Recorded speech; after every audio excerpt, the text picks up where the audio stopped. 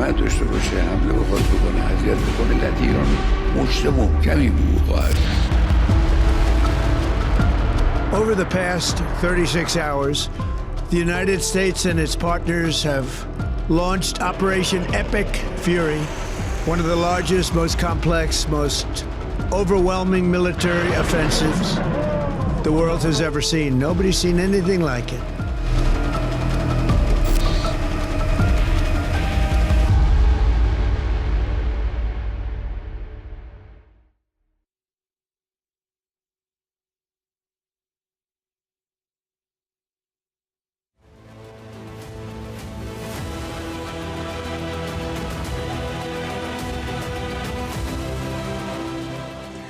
Selamat malam pemirsa, eskalasi perang di Timur Tengah semakin tidak menentu meski operasi militer Amerika Serikat dan Israel merewaskan pemimpin tertinggi Iran Ayatollah Ali Khamenei beserta jajaran elit politik dan elit militer, namun justru membuat aksi Teheran semakin ekstrim, menyiapkan aksi balas dendam terhadap musuh-musuhnya. Iran menutup Selat Hormuz, jantung pasokan sekitar 20 hingga 30% pasokan minyak dan gas dunia. Militer Iran di bawah komando Korps Garda Revolusi Islam Iran melancarkan serangan ke pangkalan militer Amerika di berbagai negara Teluk. Ini bukan lagi sekedar konflik kedaulatan, ini adalah ancaman langsung terhadap stabilitas geopolitik dan ekonomi global. Kekuatan-kekuatan besar militer dunia bisa terseret perang. Ekonomi global bisa terseret menuju krisis. Stabilitas geopolitik dan ekonomi dunia ditentukan dalam waktu 4 pekan ke depan sebagai tenggat waktu operasi militer di Iran yang ditentukan oleh Presiden Amerika Serikat Donald Trump. Pertanyaannya, benarkah tidak ada ruang diplomasi untuk memadamkan api perang sebelum dampaknya menyeret ke perang dunia dan krisis ekonomi global? Saya Fitri Megantara, inilah Top Issue. Dan pemirsa, kita akan membahas topik untuk malam hari ini. Telah hadir bersama kami narasumber di studio Metro TV, mantan Duta Besar Republik Indonesia untuk Iran, Bapak Dian Wiringjuric. Selamat malam, Pak Dian. Apa kabarnya untuk malam hari ini? Kabar baik, Mbak Fitri. Selamat malam, pemirsa. Baik. Dan juga kita akan membahas dengan Ketua Pusat Studi Kajian Amerika Serikat Universitas Indonesia, Profesor Suzy Sudarman. Selamat malam, Prof. Selamat malam, Terima Mbak kasih Fitri. sudah hadir Terima di kasih. studio. Dan juga kita akan membahas bersama Head of Center of Macroeconomics and Finance Indef, Bapak M. Rizal Taufikur Rahman. Pak Rizal, terima kasih telah hadir di studio Metro TV. Dan kita juga nanti akan membahas mengenai situasi terkini di Iran bersama koresponden Metro TV di Iran. Dan pemirsa, kita akan melihat langsung bagaimana dinamika terkini pasca serangan balasan Iran dan kondisi Iran saat ini. Kami ajak Anda langsung bergabung dengan kontributor Metro TV Ismail Amin. Ismail, bagaimana situasi terkini di Iran pasca kemudian serangan Amerika Serikat Israel ke Iran, pasca kemudian wafatnya Ayatollah Ali Khamenei? Ya, Mbak Fitri. Selamat sore waktu Iran. Sampai saat ini kami melihat situasi masih tetap stabil, kondusif, walaupun masih ada sejumlah ledakan dan serangan terjadi dari pihak Israel maupun Amerika Serikat. Sampai sore ini masyarakat Iran masih melakukan pawai, masih melakukan unjuk rasa, demonstrasi di jalan-jalan dan juga memenuhi masjid-masjid untuk mengungkapkan duka cita mereka, bela sungkawa mereka, karena juga hari-hari ini ditetapkan oleh pemerintah Republik Islam Iran sebagai hari berkabung nasional, itu berlaku selama 40 hari dan 7 hari sebagai hari libur nasional. Jadi memang selama 7 hari ini aktivitas persekolahan, kantor-kantor pemerintahan, dan juga universitas itu diliburkan. Masyarakat Iran turun ke jalan dan juga di lapangan, di masjid-masjid, di areal masjid-masjid itu berkumpul untuk melakukan aksi demonstrasi, aksi unjuk rasa, ingin mengungkapkan dan menyatakan kepada Benyamin Netanyahu dan Donald Trump bahwa kematian pemimpin tertinggi mereka, Ayatollah Sayyid Ali Khamenei, tidak akan mengubah apapun, karena rakyat Iran sampai sekarang masih tetap mendukung Republik Islam Iran, masih mendukung sistem wilayatul faqih, dan masih tetap anti Amerika Serikat dan anti rezim Zionis. Oke, Ismail, bagaimana dengan pengganti dari Ayatollah Ali Khamenei sendiri sebagai pemimpin tertinggi Iran? Apakah betul salah satu nama yang menguat adalah Mojtaba Khamenei, putra kedua dari Khamenei? Ya sampai sekarang narasi tentang calon pemimpin tertinggi ini belum begitu berkembang. Saya lihat di antara masyarakat Iran yang justru banyak berbicara tentang ini adalah di media-media. Kami juga bertanya kepada mereka, mereka saat ini sedang fokus pada masih dalam keadaan berbelasungkawa dan juga sudah ada sistem yang telah berlaku.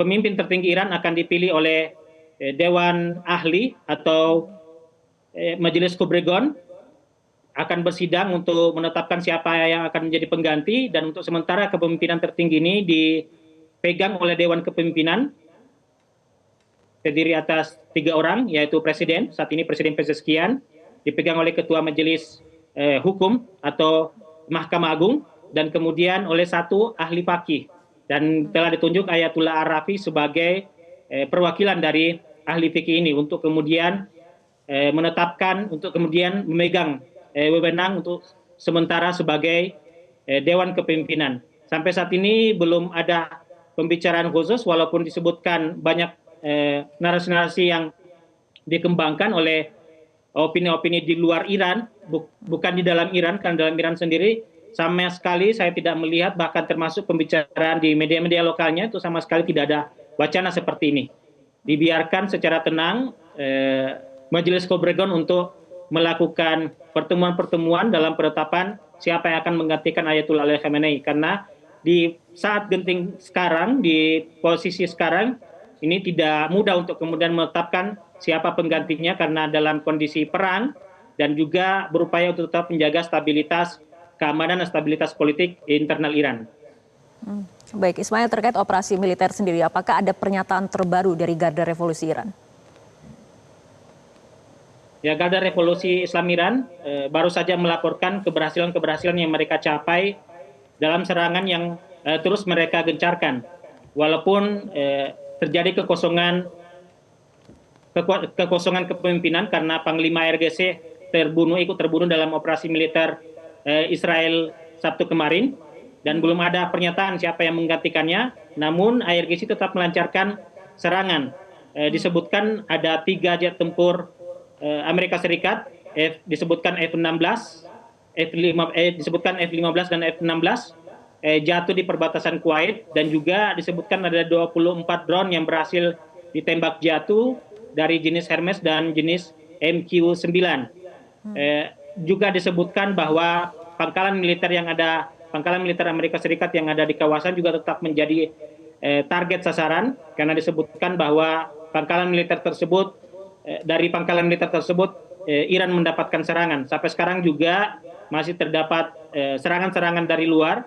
Kemarin kantor IRIB, kantor Berita Nasional Iran, termasuk yang mendapatkan serangan, walaupun sampai sekarang belum ada laporan rinci mengenai jumlah korban maupun juga kerugian yang ditimbulkan. Rumah sakit anak Gandhi juga di Teheran sempat menjadi sasaran. Pasien dan juga tim medis berhasil dievakuasi. Sampai sekarang juga belum ada laporan rinci terkait ledakan ini. Oke, Ismail, dengan ataupun di tengah kekhawatiran mengenai eskalasi konflik, artinya bagaimana situasi ataupun aktivitas yang dilakukan oleh warga di Iran, mungkin juga ada perkembangan ataupun informasi mengenai kondisi WNI yang ada di Iran sendiri seperti apa? Ya, kondisi masyarakat Iran sendiri dari pantauan kami di televisi maupun kami tadi juga sempat keluar, bahkan semalam kami lihat mereka tetap berada di jalan-jalan, melakukan pawai, termasuk juga memenuhi masjid-masjid, dan tidak ada kekhawatiran sama sekali. Mobilitas hari ini juga masih berjalan lancar, supermarket juga masih dipenuhi dengan aktivitas jual beli. Hanya saja memang ada himbauan dari pemerintah untuk melaporkan hal-hal yang mencurigakan, yang dikhawatirkan adanya kemudian kembali muncul agen-agen Zionis untuk berupaya merusak keamanan di internal, karena dari luar disebutkan ada himbauan terutama dari pihak Reza Pahlavi yang berusaha ingin memanfaatkan situasi dengan adanya kekosongan kepemimpinan tertinggi, ingin memanfaatkan situasi untuk merebut kekuasaan dengan menghasut pengikut-pengikutnya yang ada di Iran. Namun itu berhasil teredam dengan adanya pawai dan aksi masyarakat Iran yang sampai sekarang terus melakukan aksi demonstrasi menyatakan dukungan mereka kepada pemerintahan Islam Iran. Sementara WNI sendiri kondisinya alhamdulillah masih baik. Kami baru saja mendapatkan bersama dengan kedutaan besar melakukan pertemuan secara online menanyakan kondisi kami di setiap daerah, karena ada sekitar 7-8 kota warga negara Indonesia yang ada di Iran, ada sekitar 290 lebih. Semuanya masih dalam kondisi baik dan tidak dilaporkan ada yang terdampak oleh serangan. Saat ini KBRI Tehran masih sekedar menghimbau untuk kami tetap meningkatkan kewaspadaan untuk senantiasa menjalin komunikasi dengan KBRI dan juga menghindari tempat-tempat sensitif, terutama juga diminta untuk mengurangi mobilitas aktivitas di luar rumah jika tidak perlu. Baik, terima kasih Ismail Amin, kontributor Metro TV di Iran telah melaporkan langsung situasi terkini dari Iran. Dan selanjutnya saya akan ke Pak Dian terlebih dahulu. Pak Dian, tadi kita sudah mendengarkan bagaimana kondisi terkini di Iran. Kita ketahui bagaimana kemudian pemimpin tertinggi Iran, Ayatollah Ali Khamenei ini kemudian kemarin wafat dalam serangan Amerika ke Iran.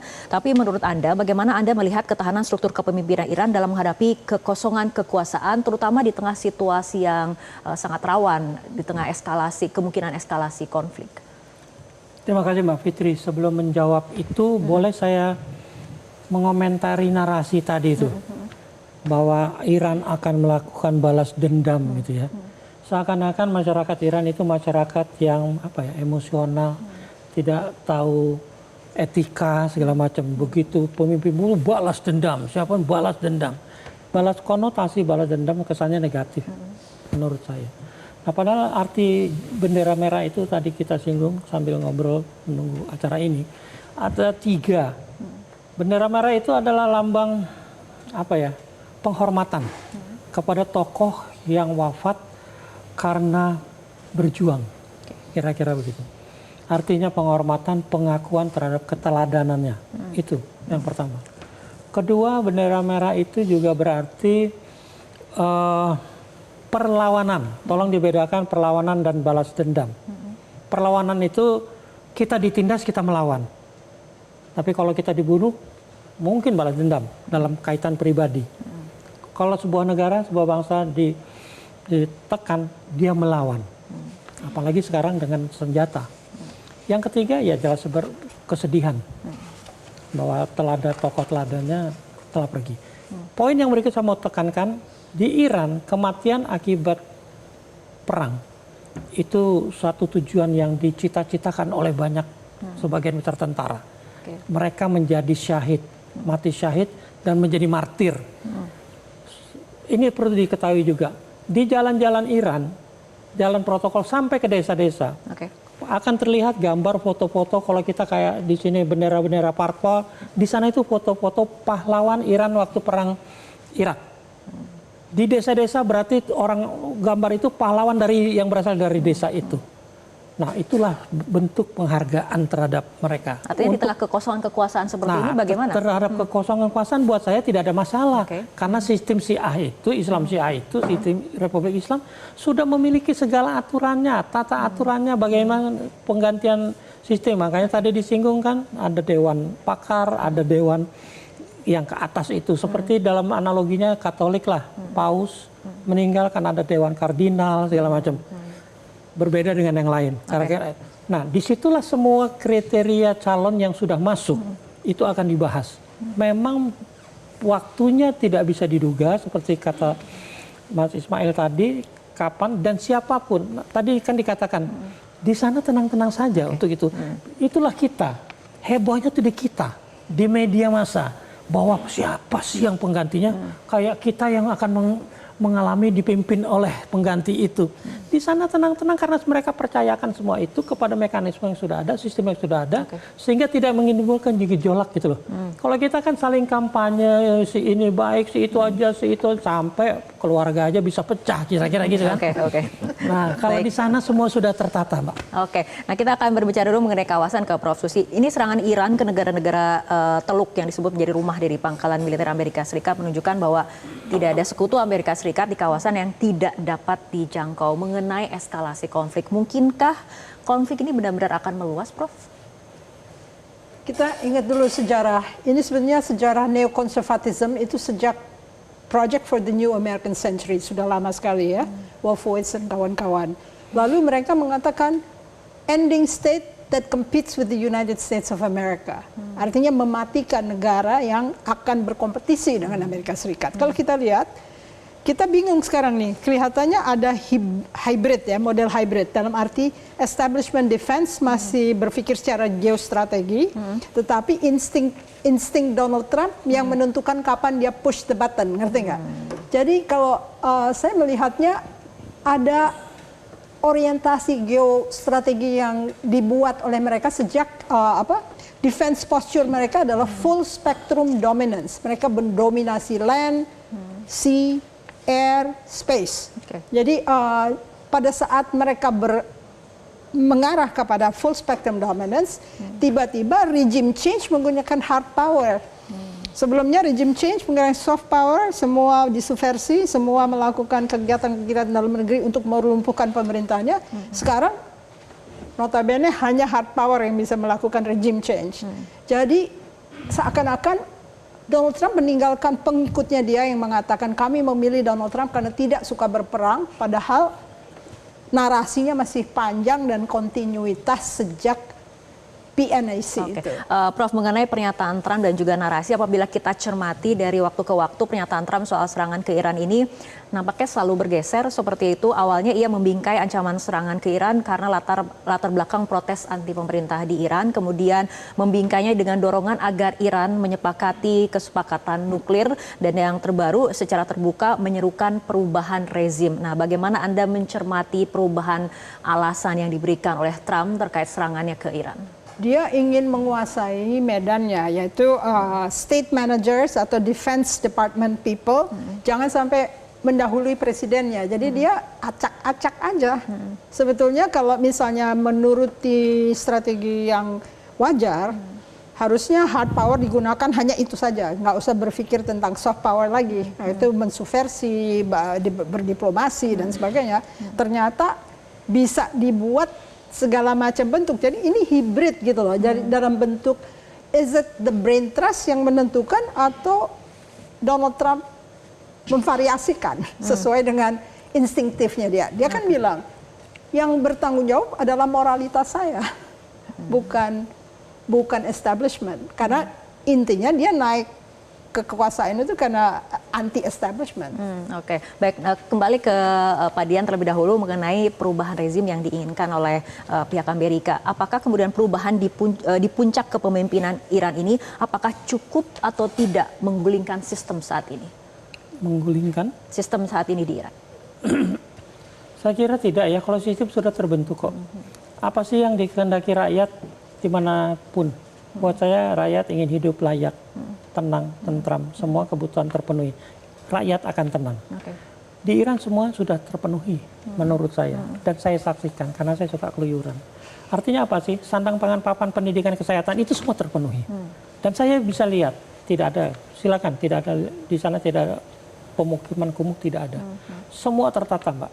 Kota yang paling arsitektur kotanya, tata kotanya itu salah satu terbaik. Silakan periksa itu. Kan di mana pusat pemerintahan, di mana pusat komersial, benar tertata.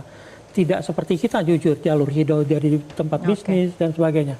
Di sana tidak ada cerita itu. Tidak ada pengemis di jalanan, kecuali pengungsi yang liar yang lari-lari dikejar polisi itu. Tidak ada yang namanya orang tua terlantar. Tidak di kita di sosial media orang yang tua yang tidak bisa minta dikumpulkan sumbangan, tidak ada. Semua ditanggung negara. Rumah-rumah di sana sampai ke gunung-gunung terpencil. Rumah kampung ada gas, ada air, ada listrik.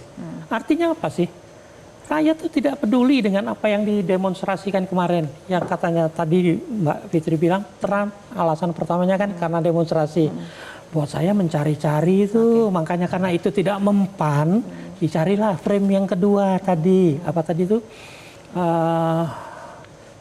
frame tadi itu kan.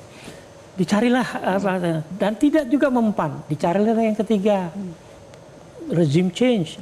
Itu kan apa namanya tujuan akhirnya kan sebenarnya dari awal cuman itu. Karena dengan harapan change di regime akan change seluruh tatanan negara itu. Padahal tidak akan terjadi karena tatanan negara Islam Iran sudah tertanam mengantisipasi akibat penindasan zaman monarki Shah Reza. Oke, kita akan bergeser ke tatanan perekonomian, Pak Rizal. Ini bagi negara dengan perekonomian yang berkembang pesat seperti Arab Saudi, Qatar, Uni Emirat Arab, konflik yang lebih luas tentunya akan sangat mengganggu. Bisa Anda jelaskan bagaimana dampak ekonomi kawasan? Iya, kita tahu ya Persia itu atau Iran itu kan Persia, peradaban yang sudah panjang dan sejarah. Bahkan tentu kemajuannya juga sudah melampaui dari peradaban-peradaban sekarang. Bahkan hingga sekarang kan diembargo. Tapi mereka bisa tetap ya, menjadi negara yang maju dari sisi militer, dari sisi kehidupan, sistem ekonomi, perdagangan. Artinya mereka memang sudah solid dalam konteks itu. Nah terus kalau kemudian bagaimana dengan kawasan, ekonomi kawasan? Bagi kawasan tentu ekonomi yang sangat krusial sekarang adalah bagaimana berkaitan dengan minyak karena di sana kan produsen minyak gitu ya, bahkan negara eksportir minyak, net eksportir. Jadi kalau kemudian perang ini terjadi cukup panjang atau lama, maka yang akan terjadi adalah ya karena Selat Hormuz ini kan di bagian selatannya Iran, di bagian baratnya kalau Oman gitu ya. Dan memang yang punya otoritas untuk menutup itu kan 2 negara ini. Kalau terjadi perang, maka tentu saja ya siapa negara yang punya power di situ ya pasti akan menutup itu. Dan 20% dari perdagangan lalu lintas minyak dan juga perdagangan seluruh dunia ya lewat Selat Hormuz itu. Jadi kalau katakanlah Selat Hormuz ditutup, maka yang terimbas adalah harga minyak akan naik. Gitu. Itu udah pasti. Ya. Harga energi naik ya, dan tentu akan berakibat pada harga minyak global dan kepada negara-negara net importir, ya, termasuk Indonesia. Jadi kalau kita misal bicara kawasan, tentu akan terpengaruh ya dengan peperangan ini. Bayangkan sekarang saja misalnya Arab Saudi ya untuk penerbangan kan memang banyak di stop gitu ya. Bahkan termasuk dari Indonesia yang akan umroh gitu ya. Kemudian juga biaya logistik akan mahal. Kemudian juga biaya transportasi akan mahal karena memang keterbatasan. Termasuk juga harga minyak akan naik. Dan terbukti per hari ini ya 78 US dollar per barrel ya. Dan ini menunjukkan kenaikan yang cukup signifikan ya. Dan kita tahu di APBN kita itu asumsinya kan 70 US dollar ya sampai 75 US dollar. Kalau di atas itu siap-siap kan APBN kita akan membengkak. Nah, jadi kalau misalnya kita bicara di kawasan Jazirah di sana, maka tentu yang akan berdampak adalah biaya ya, logistik, transportasi ya. Yang notabene tentu yang selama ini menjadi devisa bagi mereka ya, termasuk juga negara Arab Saudi, Oman, Uni Emirat Arab di situ ya, kemudian Kuwait ya, dan tentu ini akan berpengaruh ya. Apalagi mereka sebagai penghasil minyak akan eksportirnya ya, untuk ekspor kan akan terganggu bukan begitu. Jadi tentu ini akan mempengaruhi terhadap kinerja ekonomi di kawasan. Oke, baik Bapak-Bapak dan juga Prof. Susi, kita akan lanjutkan kembali perbincangan, tapi kita harus ikuti jeda berikut terlebih dahulu.